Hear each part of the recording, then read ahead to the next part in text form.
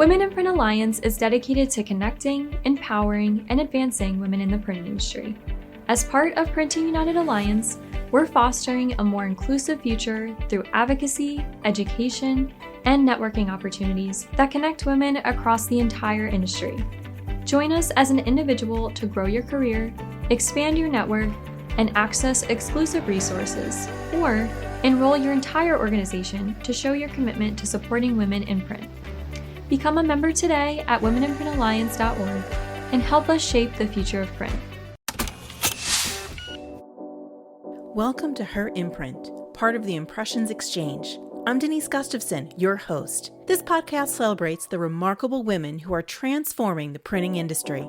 We'll explore their journeys, from challenges to triumphs, and share the stories that leave a lasting imprint. Today, I have with me Tonya Spiers. She's president with Knight Abbey. So, Tonya, welcome. Hi, how are you today? Not bad at all. Really glad to have a chance to chat with you a little bit today. So, to get us started, can you give us a little bit of background about Knight Abbey? Yes, so Knight Abbey, we're down here in Biloxi, Mississippi, sandwiched between New Orleans and Florida on the Mississippi Gulf Coast. We are a casino printer. That's primarily what we do. We do a lot of postcards, bifolds, trifolds, and variable booklets. Probably 80% of everything that we do is variable. We service clients all over the United States, and we're growing. We have about 52 employees now. We've dabbled in, I like to say dabbled, but we really jumped off the cliff into roll-to-roll about 2 years ago.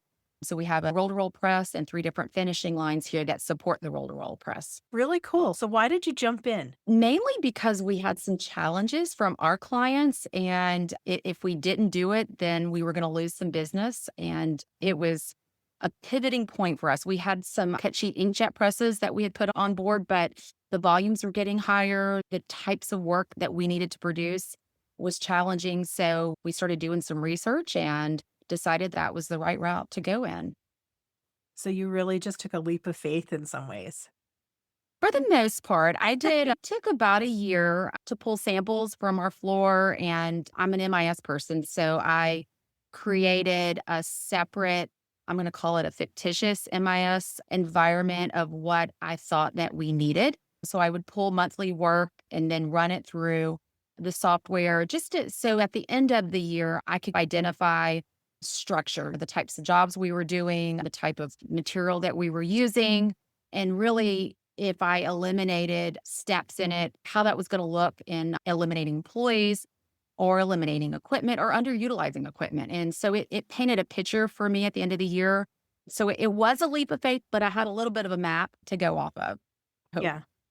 That's probably really beneficial because you looked at the numbers. You actually looked to see what you were doing. And I'm guessing you probably said, okay, this can transition over, but this can't. You probably had some of those as you're figuring things out. Yeah, some of these jobs, they really are not going to work for the roll-fed equipment, but other stuff is probably a perfect match for it. It was. And so we had a lot of our work comes in monthly. So we would have what I would say anywhere between 5 to 7 touches on a job. Most of our work would go on an offset press, which was one touch. It would print what we call a shell, and then it would cut. So that would be the second touch. Then it would go to a digital black and white device. So that's your third. Then back to the cutter, then into bindery, depending on if it was just a cut or fold or a booklet or whatever. So we could have anywhere between 5 to 7 steps. So I was looking at that. So you're right. At the time, the offset press was our biggest bottleneck. So I wanted to see at the end of the day how that was going to impact that. We were running 3 shifts on the offset press. It did take a lot of work off of that machine. And you're right. We were able to, now when we're looking at our monthly stuff, we decide if it's going on the cut sheet digital, which is a very fast, and there's a threshold of numbers, or if it's going to go over to the roll-to-roll. The Komori is a little underutilized right now. It's gone down to 1 shift. It's going to be interesting to see where we go in the next year. Monitor that just about every month and going to make some decisions at the end of the year what we're going to do there. That's crazy. Not long. You were running 3 shifts over there, and now you're down to 1 shift. I know. I look back at numbers during COVID. We were roughly around a 7 million shop in annual sales, and we had 84 employees. This year we closed out at 15 million and we have 52 employees. That's how much it impacted my business. It's insane. I know. That is crazy. I know. Sometimes I'm like, I can't even imagine. And when I talk about our challenges, it has opened a lot of doors, obviously, Mm. we've doubled in growth. So we're able to do work, that we couldn't do and more of what we could do. So it's really been a ride over the last few years. Yeah, I can't imagine, like, the flexibility now that you have because you have the different platforms. You really have touch points to take a lot of different work now that you maybe didn't take before that you had to turn away. Exactly. Exactly. That's absolutely crazy, but phenomenal at the same time. It's fun to watch because I'll sit back there. I have a little chair and I'll sit back there because we'll watch jobs come in and out the same day. And and the volumes, I'm just floored at what the team can accomplish. And I've talked about this on other platforms that the team in a traditional printing environment, it's a wear and tear on your body. Not to say that printing in general is not. Having less touches and having the roll to roll, it's not as hard on the staff. And they walk out at the end of the day, they feel like they've accomplished and met deadlines where before it was like a scheduling chaotic mess. And they would walk out feeling like they worked their tail end off and we're still not making customers happy. So it's been a win-win for the employees as well. I think that when I walk back there, I see their environment's happier. I don't know, it's hard to explain unless you're in it. It's pretty cool. And they're pushing out so much more work, They are. and they They feel better about it. exactly. Physically, they are more comfortable. It's a better environment for them too. I remember whenever I guess I was about 6 months into my research and I went to the team and I pulled them all together and I started talking about the conversation of roll to roll with them because I don't like to do anything without my team knowing where I'm headed.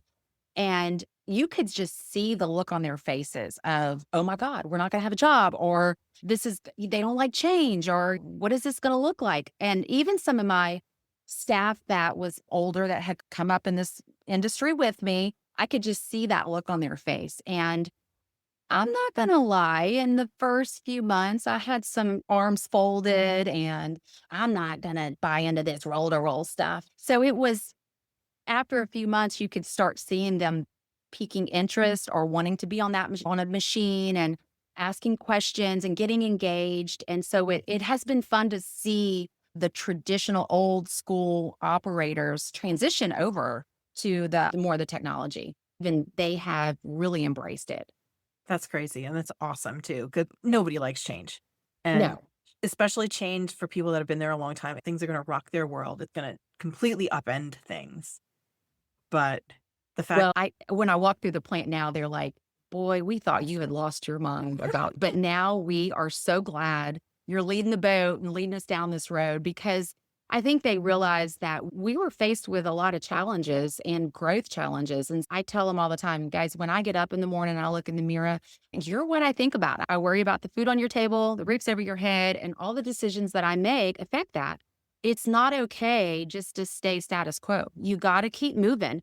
My CPA often says to me, Tonya, are we going to just coast this year? Can we just take a break? You're kicking our ass. And I'm like, no, because the moment we start coasting, somebody's going to pass us up. So I don't coast. We got to keep moving forward. you have to, You have to, especially to survive in this world. definitely. So, yeah. So we've talked technology, but how did you get to this point in the first place? How did you end up getting started in print? So I was born into print. My father owned a printing company, a little small mom and pop shop, that traditional story out of the garage of his house. And on the weekends, when he needed the hand bindery, he'd round up me and all my friends, and we would come to the print shop. And back then, we would have to walk around a table and collate books or whatever. We're big into Mardi Gras here. So a lot of times during the Mardi Gras season, we were having to put Mardi Gras invitations and beads and all this stuff together. So it was in my blood. I actually went to school for medical and got into a really bad car accident and ended up coming back to work for my dad's print shop just to answer the phones. But what I didn't realize is how much I did know about print. So every time I'd answer the phones, I knew all the answers. If somebody walked in the front counter, I was rushing up there. I could answer all the questions. And I'm very competitive. So then it became, I want to write up the most tickets. I want to answer the most phones. And I was trying to transition myself to get back into school. And my dad was like, are you sure you want to go back and be in the medical industry? And I'm like, yeah. I don't want to be in printing. All I've done my whole life is collate and do handwork. I don't want to do that the rest of my life. And little did I know there was way more into printing than just the handwork. So I ended up coming on board with him in sales, and he was around $1 million at the time, like a very small little mom and pop shop. And of course, I'm so competitive. So by my second year, he was around 4 million, and it just grew from there. I ended up going into operations. I loved MIS. I loved the efficiencies. You could sit me in a room and let me run numbers and talk about efficiencies and all of those things. And that's just, I'm geeky and all that. I love automation. I've spent a lot of time working with our MIS system into all of our different softwares that we have in the company and figured out bottlenecks and how to eliminate actual physical steps of human beings and using the softwares to move things through the shop seamlessly. So that's kind of how I got into it. And now I'm in it and I'm not going anywhere because I do love it. It's addictive. I can tell, and especially for your personality too, with being that it's a challenge for you. You want to do better than you did the day before. So you're continually challenging yourself. But I have to say, I have to admit that you were the first person that was in the medical field before coming into Yeah. printing. Yeah. So I'm going to ask, what kind of doctor did you want to be? I'm not a doctor. I was going to be a physical therapist and I Okay. wanted to specialize in sports medicine. So I wanted to go to football games and work with all the athletes on the sidelines. So that was what I wanted to be. And honestly, God knew what he was doing because although the accident that I had was probably the worst thing in my life, but my whole career changed and I couldn't imagine, honestly, I could not imagine doing anything any differently than what I do today. So It's crazy how events in our lives, now that I'm saying traumatic events, but just events in our lives, how we have to make that decision point that, I agree. do I go here? Do I go here? Do I go down that path that I was already traveling? Or is it time to make that pivot, that switch to something else? I agree. I was recognized with a big award a few years ago, and I was on the stage in front of a lot of my clients. And I said that I could not imagine not being in this industry and being an influencer in this industry. And then I looked out across the room and I'm like, I'm so blessed. I have the best staff, I have the best clients, and I'm in the best industry. It couldn't get any better than this. It is weird how things work in that way, but I'm so thankful that they have. Yeah, agreed. So, what was it about print that made you really decide that this was the place for you? I think because I'm that challenged person, I want to be challenged all the time, and this industry presents it every single day. And even I've been in it for over 30 something years now, and it's still so challenging. Whether I'm walking through the plant, listening to my team talk about something that is they're getting bottlenecked with. And I'm like, what? Stop. If it's bottlenecking, there's a way to fix it. So then I start getting involved. I'm down in the trenches with the team trying to figure out which way to navigate to help them be more efficient. Or I'm tied in with clients and they're frustrated with whatever's going on in their world. And I'm that person they bring in to go, okay, this is what we're going to do to fix that. So I think I love ink on paper. I love the different finishes and the folds, and I love how it communicates with people in general. And especially like now, I've got younger children and not younger, they're younger adults now, but I love that all I've listened to my entire life is that print is dying. It was the fax machines, it was emails, it was all this stuff that even social media and all it has done, to be honest, is just strengthen our industry. And those of us that has embraced that and figured out how to work with it and make us more efficient in it it's only going to continue to grow. And this generation is even proving it even more so. I think it's so cool. So I don't know. I love how everywhere you go, everything you do there's printed stuff everywhere. And we're walking around on vacation, licking, smelling. It's the funniest thing. So it's engaging. We go to Disney World, and even when you go in the big silver ball, it talks about the history of print. We are involved in all of that. And it's just fun to see where it's been, where it's at now, and where we're headed. It's really cool. And I have to say, Yeah. I love your passion for this. And yes, I love the big old golf ball and to watch Gutenberg doing his press in that Yes. at Epcot. People, I think, forget really how much impact print has for us. Like you said, we're encountering it every day. So much stuff. I look at all the stuff that's scattered on my desk right now, all the things that I'm touching people, it's so ubiquitous that nobody like thinks about the industry that's behind it. I know we do groups of younger kids that come in to tour the printing facility. In fact, it's so funny because some of them, I'd normally do the tours and I start out thinking, like, I'll ask questions like, how do you think ink gets on paper? Just before we go into the plant, what are your thoughts? Like, how do y'all envision this? And most of them think of it like a copy machine. They think that, oh, you just put it there and push a button. So it's so fun to hear the kids paint that picture of what they think our world is. And then, of course, I take them into the plant and they're just fascinated. I mean, of course, I've had a couple of generations where they've seen traditional print, then they've seen digital print, now they've seen roll to roll. And some of those children that I gave tours to back in the day are now employees here. Which is awesome. I know it's so much fun. And they're like, Miss Tonya, you were an inspiration. Like your tour made me want to do more in the printing industry. So I wish that we could do more of that, engaging the younger generation and understand that there's so much opportunity in our world. Because once you get them engaged, and especially the companies that have so much technology, it speaks to this young generation. It really does. It really does. I know one woman, she's mentioned that she has the robotics class coming in, which is Good. something that, 5 years ago, that's never would have happened. But now with the robots that, especially for large format, the big robot arms that they're using, I know there's some even for the smaller format stuff that just, There's some that moves product around the yeah, plant. It's pretty cool. Pretty cool stuff. it is. Now, obviously, you love technology. And the advancements you've probably seen, like you said, you've gone from offset to digital, and now you're in roll-fed digital.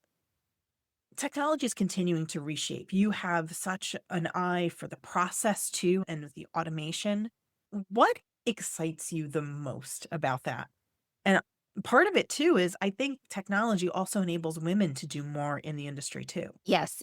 First of all, I think it's in my company alone, like I don't even think about when we're hiring or whatever's going on in our plant.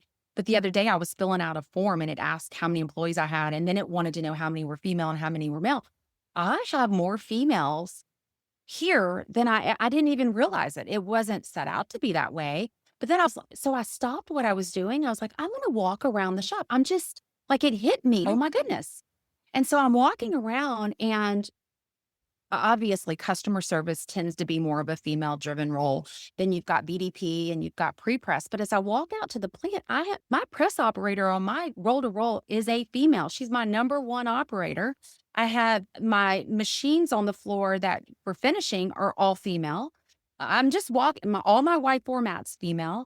I'm just like, unbelievable. I never even thought of it that way. But it's definitely opened up a lot. And I think because the technology has changed, so it is a craft, but it's not like it used to be where you had to have like the old die cutting where you had to have that craft. I have a female die cutter now, but my die cutter's more and it's a newer model with it's very with the templates and things like that. It's not the old school. skill. Yeah.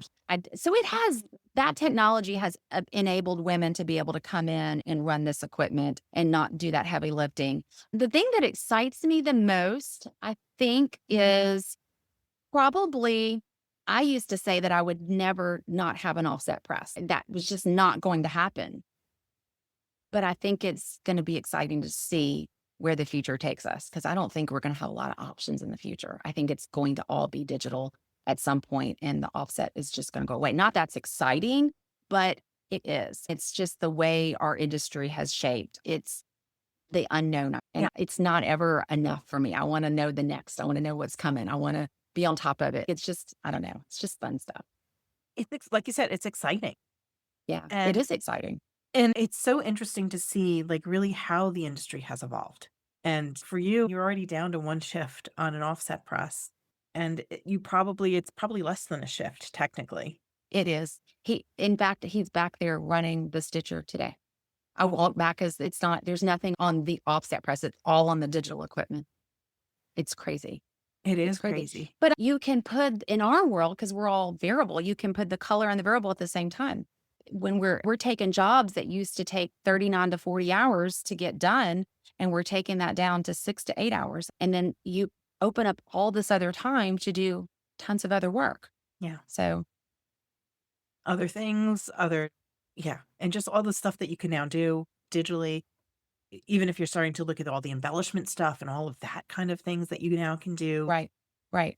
Which we do. We have a lot of that availability in the shop as well, I which think is it's fun. Yeah, that's a whole nother craft. And it's fun to see. I think it's in our, you get to see the finished piece when you're going through the process. You see it at conception and then you see it all the way at the end when it's done. Cause we actually, we have all the sample, I call it the sample section. So as a job's finished, it goes in there. And then I pull out every month the things that I want to talk about with the team. Obviously, the stuff that we do day in and day out, that's just boring. But all the other stuff I pull out and we have little meetings about it. And we talk, especially with the newer team, Mhm. newer customer service or newer people in the pre-press department. I'll pull them out and have a little session with them on kind of the processes that it went through and the time it took, and just have like a little lunch and learn type of thing at the end of the month.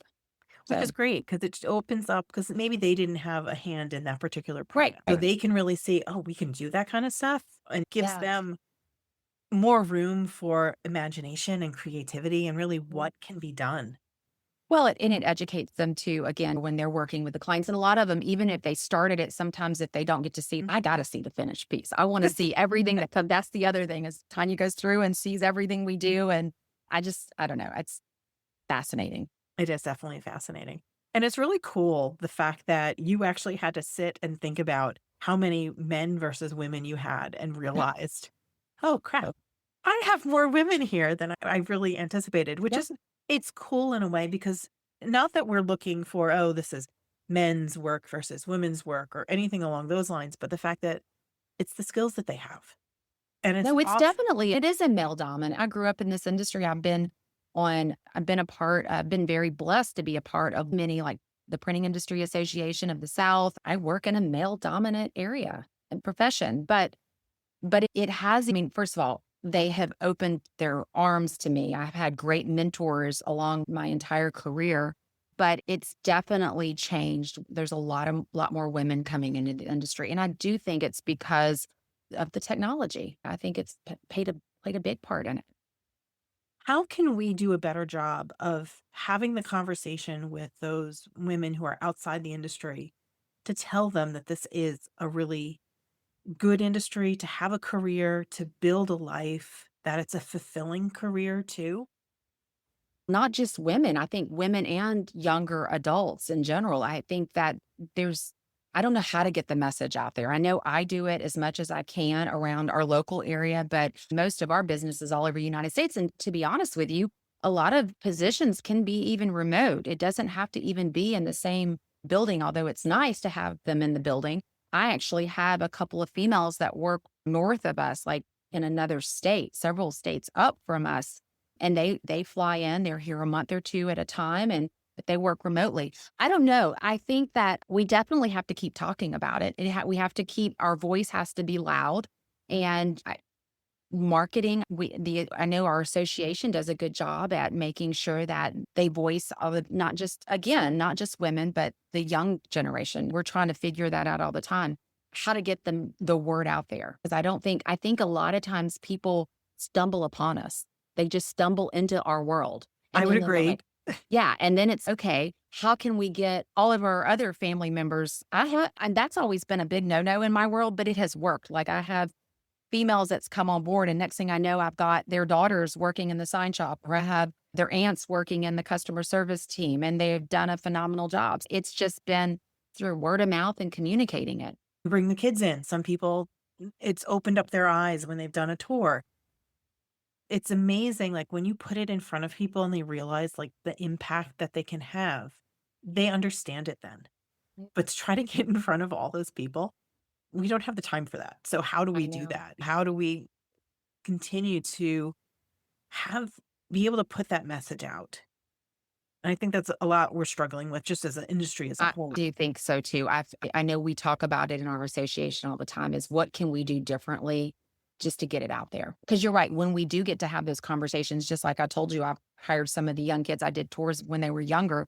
They never knew it even a thing. They didn't know it was a thing. I didn't know it was a thing. I didn't want to work in hand bindery the rest of my life. Little did I know. And look, there's many times I have a change of clothes right here in the next room. And a lot of times I'll switch gears and I'll go work in hand bindery, or I'll go on the floor and help run presses, or I'll go and work in customer service. I love, the team knows if I've got downtime, I'm changing clothes and I'm heading your way. There's something to be said about that hands-on and being hands-on, which is so fulfilling. I think it helps me understand their world. And if I'm never going to go to them and say, we need to do it this way. But what I do like to go to them and say, hey, I was working in your area and I see a couple procedures that y'all are doing. And maybe there's some redundancy there. Maybe we could streamline that. What do you think about this? I engage the team to try to make changes. I don't ever just shove things down their throat. But a lot of we were going through some procedure changes the other day and I stopped what I was doing and I thought I knew what needed to happen, but I'm like, nope, I'm going to go sit through. I sat with customer service and I walked the job all the way through just so I could figure out where I thought some changes need to be made, could be made.